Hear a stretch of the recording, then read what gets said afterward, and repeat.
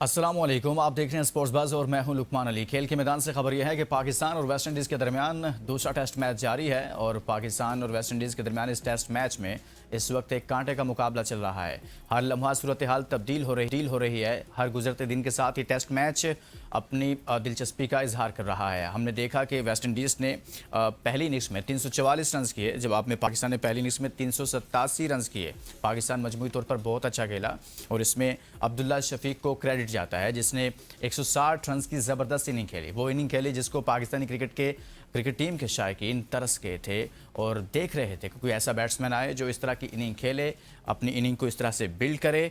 323 ball पर 160 run किए, लेकिन बदकिस्मती के साथ बाबर आजम दूसरे एंड पर अपनी सेंचुरी मुकम्मल नहीं कर सके। 86 रन से उन्होंने जब अगले रोज़ अपनी इनिंग का आगाज़ किया तो 21 बॉल खेलने के बावजूद वो सिर्फ 2 रन इजाफा कर सके और उसके बाद रन आउट हो गए। तो बाबर आजम के साथ ये बैड लक हुई, रन आउट हुए और उसके बाद यानी कि सिर्फ 88 रन वो बना सके। इस तमाम तर सूरत पर बात करेंगे कि ये टेस्ट मैच क्या रुख इख्तियार करता जा रहा है, क्योंकि इस वक्त वेस्ट इंडीज़ के 103 पर 6 खिलाड़ी भी आउट हो चुके हैं। लेकिन आगे बढ़ने से पहले शामिल करेंगे आज की टॉप स्टोरीज। दूसरा टेस्ट वेस्ट इंडीज़ ने दूसरी इनिंग्स में 6 विकेटों पर 103 रन बना लिए। वेस्ट इंडीज़ को 60 रन की बढ़तरी हासिल। स्पिनर साजिद खान की शानदार परफॉर्मेंस। साजिद खान ने 4 विकेटें लेकर मैच में अपनी विकेटों की तादाद 8 कर ली।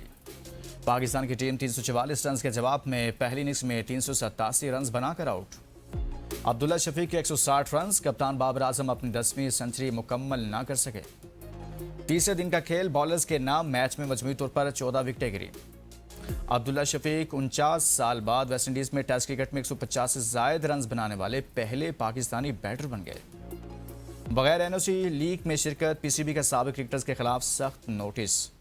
हॉकी वर्ल्ड कप के लिए 20 रुकनी कौमी स्क्वाड का ऐलान। वकार और अली रजा गोलकीपर्स की हैसियत से स्क्वाड में शामिल। पाकिस्तान ने कोरिया को मुसलसल तीसरे मैच में 4-3 से शिकस्त देकर हॉकी टेस्ट सीरीज में 3-0 से फैसला कुन बढ़तरी हासिल कर ली।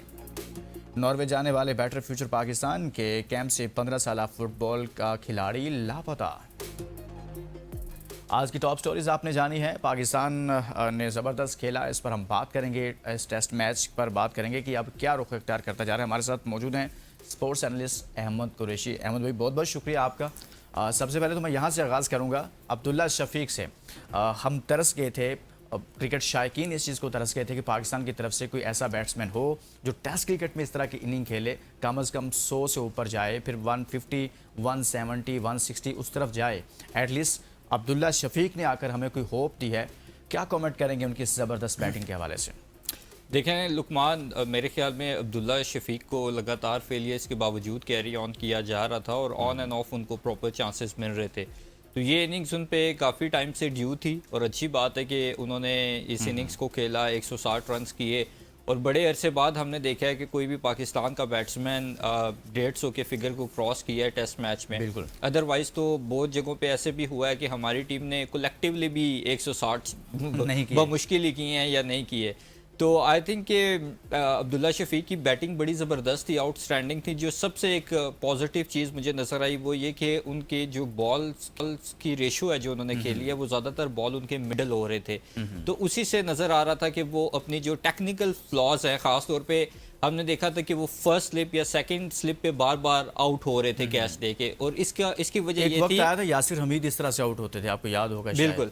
लेकिन अब्दुल्ला शफीक का ये था कि उनका तो फास्ट बॉलर्स ने मतलब बिल्कुल ही मामूल बना लिया था कि फर्स्ट स्लिप सेकंड स्लिप पे वो एज होके आउट होते थे।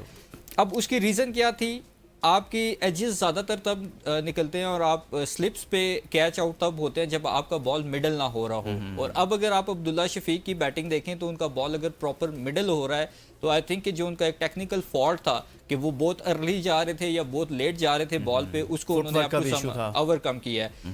तो आई थिंक ये एक अच्छी बात है पाकिस्तान क्रिकेट टीम के लिए। बाबर आजम पिछले मैच की सेकंड इनिंग्स में भी नॉट आउट रहे, इस मैच में भी उन्होंने 88 रन बनाए हैं और उनको सेंचुरी करनी चाहिए थी। अब आप देखें कि पहले दिन बाबर आजम वनडे की तरह की इनिंग्स खेल रहे थे जैसे वनडे में खेली जाती है, और अगर आप कल देखें तो सिर्फ 21 बॉलों पे उन्होंने 2 रन किए हैं और ये सिर्फ और सिर्फ प्रेशर की वजह से है। बाबर आजम को ये चीज़। अच्छा, मैं बाबर की तरफ आता हूँ, लेकिन अब्दुल्ला शफीक में इसलिए भी ज़्यादा बात करना चाह रहा हूँ कि आपको मालूम है कि हमारे क्रिकेट की एक हिस्ट्री है कि हम 200 भी हमारे प्लेयर्स करते रहे हैं, फिर एक एंड से 200 होता है, दूसरे एंड से 120-30 किए जाते थे। वो जो एक पिक्चर थी ना, वो कहीं खो गई थी। तो एक तो मैं ये जानना चाहता हूँ कि बहुत सारी बात होती थी कि हमारे पास मिडिल ऑर्डर में ऐसे बैट्समैन नहीं है। इवन कि हमने पहले मैच में भी देखा, जब हम बुरे तरीके से हारे, वहाँ पर भी ये डिबेट हो रही थी कि हमारे पास कोई ऐसा मिडिल ऑर्डर में बैट्समैन नहीं है। एक नाम कामरान गुलाम का भी है, फिर अब्दुल्ला शफीक है। आप नहीं समझते कि टैलेंट मसला नहीं है, मसला सिस्टम का है? देखें, साहबजादा फरहान इसकी ना एक प्राइम एग्जांपल है। बिल्कुल, कि वो लगातार डोमेस्टिक में परफॉर्म करता रहा, सेंचुरियों पे सेंचुरियां करता रहा, इवन T20 फॉर्मेट में भी वो सेंचुरीज करता रहा। तो उसको जब पाकिस्तान क्रिकेट टीम में लाया गया, प्रॉपर चांस दिया गया, तो वो आज अपनी जगह पक्की कर गया है। और वो आपका एक अंडरस्टूड सी बात है कि आपका T20 का लेट्स सपोज एक ओपनर है, एक सेटल्ड ओपनर है। कामरान गुलाम है या बहुत सारे ऐसे और बैट्समैन हैं या प्लेयर्स हैं जिनको आपने सेटल ही नहीं होने दिया। ठीक है, आप बाबर आजम को लगातार खिलाते रहे। जब आकिब जावेद ने वो एक फार्मूला इंट्रोड्यूस कराया था कि मारो बुर्श पिचेस पे, टर्निंग विकेट बनाओ, लगाओ, हाँ, पाकिस्तान आराम से टेस्ट मैच जीते। तो उस वक्त ये हुआ था कि क्योंकि बाबर आजम की पहले टेस्ट में कोई परफॉर्मेंस नहीं थी, दूसरे में जब उन्हें ड्रॉप किया गया तो कामरान गुलाम उनकी जगह खेले, उन्होंने सेंचुरी स्कोर की। बाबर आजम के उस फेलियर के बावजूद और कामरान गुलाम की उस सेंचुरी के बावजूद कामरान गुलाम को बाहर करके बाबर आजम को खिलाया गया। तो इट मीन्स कि आप रेपुटेशंस पे अपने प्लेयर्स को खिला रहे हैं। शाहीन शाह अफरीदी हैं या और ओवरऑल भी हम देखते हैं पाकिस्तान क्रिकेट टीम में जो प्लेयर्स खासतौर पे बड़े इवेंट्स में हमें नजर आते हैं, जैसे शादाब वगैरह हैं, ये सब अपनी वो चैंपियंस ट्रॉफी वाली या 2019 वाली रेपुटेशन की बेस पे खेल रहे हैं। तो आई थिंक कि पूरी दुनिया में अगर आप देखें तो प्लेयर्स सेलेक्ट होते हैं फॉर्म की बेस पे, रीसेंट परफॉर्मेंसेस की बेस पे, पुरानी रेपुटेशन की बेस पे नहीं। अगर तो हम यही घिसी पिटी जो 80s 90s वाली एक सोच है कि पुरानी रेपुटेशन पे प्लेयर्स को खिलाना है, तो मेरा नहीं ख्याल कि रिजल्ट चेंज होंगे। अब इस टेस्ट मैच की अगर हम बात करें तो मेरे ख्याल में काफ़ी हद तक पाकिस्तान स्ट्रॉन्ग पोजीशन में। अच्छा, अब मैं आता हूँ बाबर आजम पर।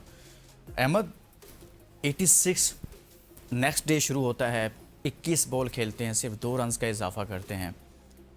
दबाव में थे। देखिए, दबाव में तो वो पिछले 4 साल से हैं। अभी वो कैमरामैन साहब भी बात कर रहे थे शो से पहले कि प्रेशर में आके वो आउट हो गए हैं। तो प्रेशर तो उन पे 4 साल से है और वो प्रेशर लुकमान उन्होंने खुद अपने ऊपर बनाया हुआ है। उस प्रेशर से वो तभी निकलेंगे जब वो रन स्कोर करेंगे, उसके अलावा कोई और हल नहीं है उनके पास। दिलेरी से उनको स्कोर करने पड़ेंगे। अब देखें, आप 88 तक आए, इतने ज़बरदस्त तरीके से लग ही नहीं रहा था आप टेस्ट मैच खेल रहे हैं, लग रहा था वनडे मैच खेल रहे हैं। और ऑल ऑफ अ सडन आप अगले दिन जब आते हैं तो आप 21 बॉलों पे 2 रन बना रहे हैं, फिर आप इतना अगली तरीके से रन आउट हुए हैं। तो उससे भी साफ तौर पे जाहिर है कि सिर्फ और सिर्फ ये प्रेशर है। और कप्तानी तो उनकी खैर ठीक ही जा रही है up to some extent, at least Shan Masood से। लेकिन बैटिंग में मेरे ख्याल में बाबर आजम को अब ये रियलाइज़ करना पड़ेगा कि इस प्रेशर से निकलने का सिर्फ और सिर्फ एक ही फार्मूला है, और वो ये है कि वो अपनी नेचुरल गेम खेलें, इस प्रेशर को साइड पे करके रन स्कोर करें। 88 पे वो वैसे भी आउट हो गए। मैं थोड़ा सा इसको ऐसे कर लेता हूँ। बाबर और अब्दुल्ला शफीक ने दोनों ने एक अच्छी पार्टनरशिप बिल्ड की और दोनों ने मतलब काफ़ी लंबा खेले मिलकर। दोनों की इनिंग में आपको क्या डिफरेंस क्या नज़र आ रहा था?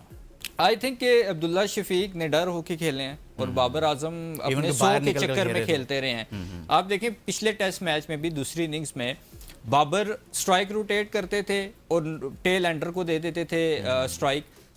हेडिंगले टेस्ट आपको याद होगा, मैं अभी भी उसका जिक्र कर रहा था कि बेन स्टोक्स ने अकेले सर पे वो जिता दिया था। बाबर आजम को वहाँ रिस्पॉन्सिबिलिटी लेनी चाहिए थी। एटलीस्ट बेशक पाकिस्तान हार जाता, एटलीस्ट ये नजर आ रहा होता कि बाबर आजम ने फाइट की है। बाबर आजम वहां भी अपने 50 के चक्कर में थे कि मेरा 50 हो जाए, बाकी टीम जाए भाड़ में।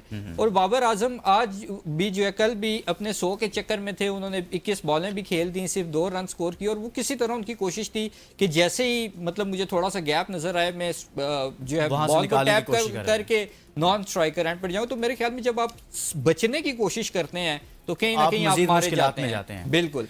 अहमद, एक ब्रेक के लिए कहा जा रहा है, ब्रेक लेते हैं और ब्रेक के बाद वापस आते हैं तो बात करते हैं कि सलमान अली आगा और विकेट कीपर मोहम्मद रिजवान इनकी परफॉर्मेंस पर बात करेंगे कि आखिर ये क्या कर रहे हैं इस ब्रेक के बाद।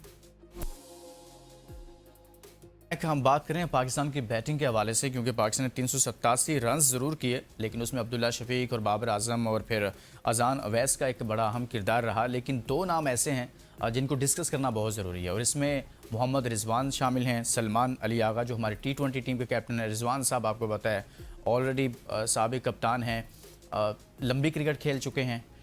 क्या चल रहा है सलमान अली आगा के साथ? पहले रिजवान पर तो हम बाद में बात करते हैं। अहमद, सलमान अली आगा आप अगर देखें तो सबसे रिलायबल थे प्लेयर पिछले तकरीबन 1-1.5 साल में पाकिस्तान क्रिकेट टीम के अक्रॉस फॉर्मेट, और पीसीबी ने बहुत कॉन्फिडेंस शो किया उन पर। बिल्कुल। और अगर उन पे कॉन्फिडेंस शो किया है तो टू बी ऑनेस्ट मैं और आप भी बैठ के बहुत सारे शोज़ में ये बात करते रहे हैं कि ये क्रॉस फॉर्मेट परफॉर्म कर रहे हैं, तो इनको कैप्टनसी के रोल में भी हम देख सकते हैं और बड़े इनकी परफॉर्मेंसेस भी हैं नो डाउट जब जब पाकिस्तान को ज़रूरत हुई है क्रॉस फॉर्मेट। लेकिन आई थिंक कि जब से कप्तान जब भी किसी प्लेयर को पाकिस्तान क्रिकेट टीम का बनाया जाता है, मुझे नहीं पता वो किस तरह की पॉलिटिक्स में इन्वॉल्व हो जाते हैं हमारे प्लेयर्स अपनी कप्तानी बचाने के लिए, या शायद कोई इनसिक्योरिटी होती है बाकी सीनियर प्लेयर से कि उनकी परफॉर्मेंसेस के अंदर उस कप्तानी का जो असर है ना वो नज़र आना शुरू हो जाता है। आप शाहीन को देख लें, आप बाबर को देख लें, आप आगा सलमान को देख लें, आप रिजवान को देख लें, तो ये सब ऐसे प्लेयर्स हैं जो कप्तानियाँ मिलने से पहले आप अगर इनकी परफॉर्मेंसेस देखें और कप्तानियाँ मिलने के बाद देखें तो ज़मीन आसमान का इनमें फ़र्क आया है। और खैर जब कप्तानियों से हटे हैं फिर तो बेड़ा ही गर्क हुआ है ना। तो आई थिंक कि ये जो एक कप्तानी वाली पॉलिटिक्स है इसने पिछले 2-3 सालों में हमारी क्रिकेट टीम को बुरे तरीके से तबाह किया है। अब आगा सलमान आप देख लें, अक्रॉस फॉर्मेट उनकी किसी किस्म की कोई परफॉर्मेंस नहीं है, ज़मीन आसमान का फ़र्क आ गया है। तो आई थिंक कि आगा को भी ये चीज़ रियलाइज़ करनी पड़ेगी कि अगर उनके कंसिस्टेंट फेलियर्स के बावजूद, अब ये बैटिंग ट्रैक था बिल्कुल वहाँ पे भी अगर आप 0 पे आउट हो रहे हैं तो फिर आपसे हम ऑस्ट्रेलिया में या साउथ अफ्रीका या इंग्लैंड में क्या उम्मीद रखें। अब इसके फ़ौरन बाद इंग्लैंड में आपकी टेस्ट सीरीज़ है, तो अगर आपसे बैटिंग ट्रैक्स पे नहीं खेला जा रहा तो वहाँ तो आपको मज़ीद डिफिकल्टीज होनी है। एक अच्छा आगाज़ मिला हुआ था, कोई ऐसी सिचुएशन नहीं थी कि जिसमें आपको लगे कि बहुत ज़्यादा दबाव है, आप बैटिंग करने आए हैं, वहाँ पर भी आप इस तरह की आई थिंक ये सारी की सारी वही टीम है जो शान मसूद जिसको कैरी कर रहे थे। तो एकदम से हम ज़ाहिर रिजल्ट से डिफरेंट एक्सपेक्ट नहीं कर सकते, लेकिन रिजवान हो, आगा हो, बाबर हो, इन लोगों को मुसलसल फेलियर्स के बावजूद चांसेस मिल रहे हैं। तो आई थिंक कि इन लोगों को शुक्रगुजार होना चाहिए कि पाकिस्तान क्रिकेट टीम में है, किसी और मुल्क से नहीं खेलते, वरना तो इनके कैरियर कब के ख़त्म हो सही हो गया। कुछ बॉलिंग की बात कर लें मेरे ख्याल में, क्योंकि हमारे बॉलर्स जो हैं। अच्छा, एक चीज़ मैं आपसे कमेंट्स लेना चाहता हूँ। आप अभी मैच तो आगे निकल गया काफ़ी ज़्यादा, आपको लगता है कि गलत किया है, ब्लंडर है बहुत बड़ा अब्बास को ड्रॉप करना? देखें, बाबर आजम माहिर हैं ब्लंडर्स के। हाँ, बाबर आजम ने तो सारी ज़िंदगी ब्लंडर्स ही किए हैं ना। ब्लंडर्स ना किए होते तो हम कुछ ना कुछ तो जीत ही गए होते उनकी कप्तानी में। अब मोहम्मद अब्बास जैसा बॉलर जिसने इतनी ज़बरदस्त बॉलिंग की, ज़्यादा विकेटें ली बाकी बॉलर्स के कंपैरिजन में, 900 समथिंग उसकी मेरे ख्याल में फर्स्ट क्लास की कोई टोटल विकेटें बनती हैं, उसको आप कैसे ड्रॉप कर सकते हैं?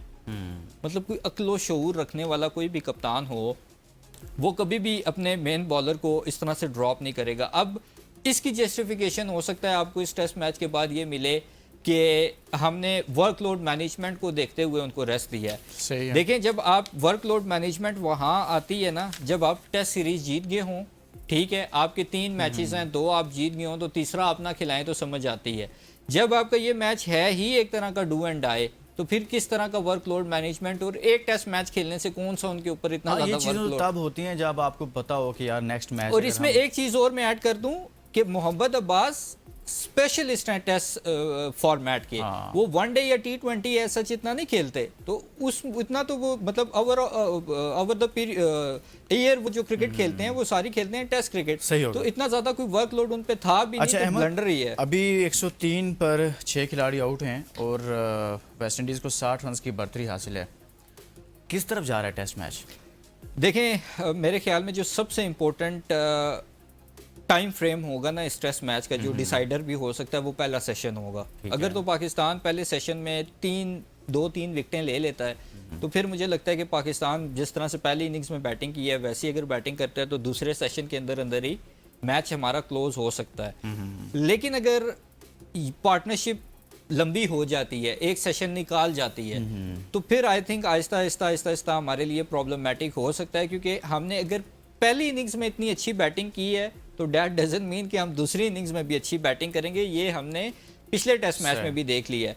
तो आई थिंक कि पाकिस्तान को इस वक्त जो सबसे इम्पोर्टेंट चीज़ है जो पाकिस्तान को आप कहते हैं कि 120-30 का टारगेट होना चाहिए। 150 कर लें, लेकिन ये है कि इस सेशन के अंदर अंदर पहले सेशन में इनको आउट करना चाहिए। बहुत शुक्रिया अहमद कुरैशी साहब हमारे साथ मौजूद थे। हमने बात की है दूसरे टेस्ट मैच के हवाले से। वेस्ट इंडीज़ 103 रन्स पर 6 खिलाड़ी उसके आउट हो चुके हैं, 60 रन की उसे बढ़तरी हासिल है। देखते हैं कि पाकिस्तान के बॉलर्स अब क्या कमाल दिखाते हैं। अभी तक तो कमाल कर रहे हैं। इजाज़त दीजिए, अपना बहुत सारा ख्याल रखें। अल्लाह हाफिज़।